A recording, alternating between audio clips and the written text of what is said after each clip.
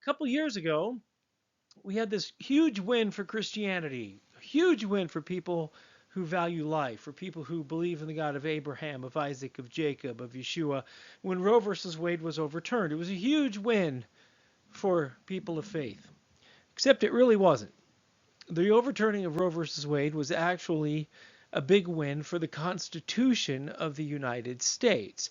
Many people mistakenly thought that overturning Roe versus Wade would ban abortion in the United States. Over the past 50 years, people forgot that before Roe versus Wade, the reason that it happened was that there were different rules in different states, and the Supreme Court invented a right to abortion, and they invented a law from the bench, and many of us fought to overturn that because that precedent changed our country from a constitutional republic to a different type of country. Now, of course, we were very much motivated in overturning that because it was a barbaric practice that is contrary to anybody who believes in the Bible. But the next stop wasn't an outright ban. The next stop was returning it to the states, returning it to the people, and now you're going to have to go and make a case. But something happened in the 50 years of Roe. Something happened that I don't think that a lot of people, even right now, actually realize what happened is that the nation is no longer religious. It's not, even people who call themselves Christians and who attend church are nowhere near as biblical and adherent to the Bible as the people were 50 years ago. Um, we're just starting to realize that now that Roe was overturned, people are coming to the reality that a lot of folks who call themselves Christians didn't really think that, don't really have a problem with abortion because it's been around for their entire lives and they're desensitized to it. So we have to make a case. Now, my state, the state of Missouri, had a trigger law in place. We had a law that outright banned abortion in the state of Missouri should Roe versus Wade ever be overturned. And you know what? It's really easy today to make that law. It's really easy in these days and times to make a law that nobody thinks is ever going to be enacted. So states could make all the laws they wanted about abortion. The Supreme Court made themselves the decider on that. So the state laws didn't actually matter until Roe went down. Roe goes down, and the state of Missouri and a couple of other states have immediately banned abortion, which worked. Because after it goes down, the states that didn't do that have to now craft a policy to restrict abortion. And they're finding it's impossible to do because most Americans aren't opposed to abortion. What happened in the last 50 years, and that something that Christians need to realize, is that the nation stopped being a Christian nation. Church attendance is way down, and those who do attend church attend kind of concert church. They don't get a lot of harsh, fire and brimstone preaching. In fact, the most popular scripture when Roe versus Wade came into play was John 3:16, for God so loved the world that he gave his only begotten son. Today, the most popular scriptures are the ones that say you can't judge me and the law has been done away with, even though there really isn't one for that.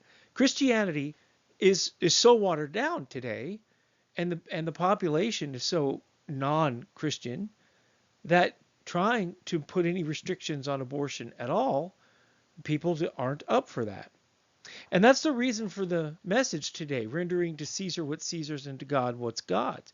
Times have changed, and we're being pushed into a place where we're going to have to make a choice.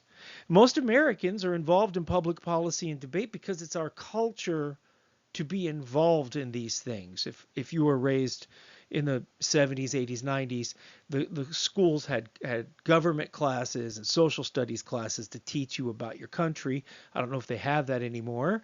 And so that way you would at least know how the republic is supposed to work. Um, and many of us whose lives are founded on the scriptures come to the ballot box with that as our foundation.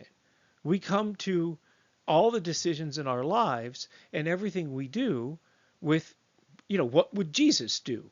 What would Yeshua do? What does the Bible say? The Bible informs our entire morality and our entire existence. And so we think that the same thing is true for our neighbors. So when we see people who agree with us on policies, we assume that they have similar moral compasses to us. But it's turning out that that's not the case at all. There are many, many secular people who aren't very Christian, or they probably call themselves Christians, but don't actively participate in these watered down congregations, who do value liberty and they want the country to function the way it was made, but they're not coming at that with the same zeal and from the same place that we are. Maybe some of these people even never valued our principles at all, but were just using us as a means to an end. Because we've had many, many conventions, even going back to the Bill Clinton inauguration, where he was invoking scripture and talking about his policy platform being a new covenant. That was back in the mid-90s. We've had a lot of politicians and a lot of people who will use us, and whether they believed it at the time and changed, or maybe they never believed it, we don't even know. But whether it was from maturing or realizing this change, I've felt myself being distanced from politics and from the news because I don't belong there anymore. Because I do value liberty and I value religious liberty, and I think that's probably the most that we can hope for. Old habits die hard. I do get in, follow current events, and we all do because we love this world, we love our country, and we want it to succeed. It is absolutely okay to pray for the peace of Babylon. That is from the book of Jeremiah, by the way, when the Jews were taken off to Babylon, and Jeremiah was instructed by Yahweh to tell them that from the city's peace, from the nation's peace, they would have peace. So they were okay to build houses and live in them. And we're quickly coming back to this place. We're coming back to a place where we are is changing. And it's changing rapidly away from God and his Son. We're very quickly becoming faced with this choice here, to render to Caesar's the things that are Caesar's and to God the things that are God's. In the first century AD, the world was dominated by Rome, a pagan religious powerhouse. Rome wanted nothing to do with Judaism and Christianity. They allowed people to live within their empire that had different religions, as long as those religions didn't interfere with Rome's dominance.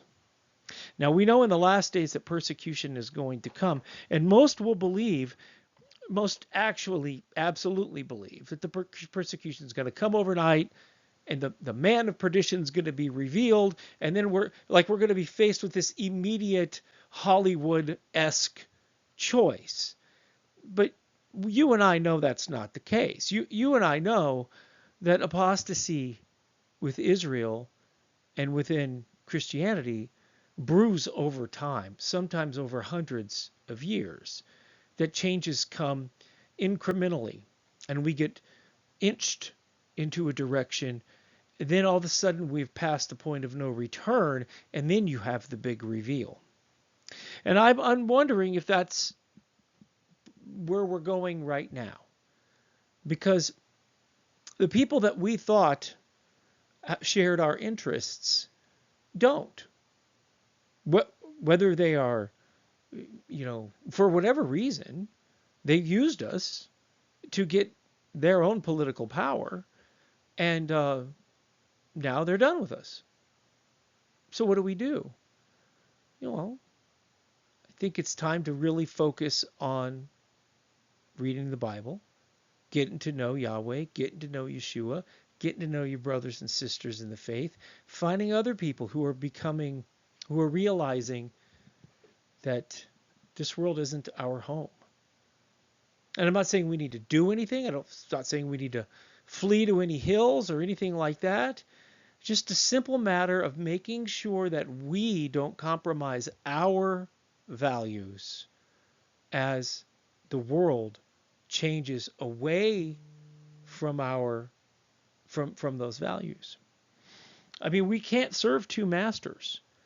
And that is Satan's false choice, that he's always trying to tell us that we can have our cake and eat it too. What he said to Eve in the garden, that if you eat the fruit, you'll be like God, right? He's always trying to make it seem like there's some way out there where we can split the baby. For those who don't know, that's a reference from when King Solomon was deciding things over Israel. But we can't split the baby. And we're being pushed in a way to be uncomfortable with the rulers of this world on purpose. I'm feeling it. Are you? Have a wonderful week. May Yahweh bless you and keep you in the name of his son, Yeshua.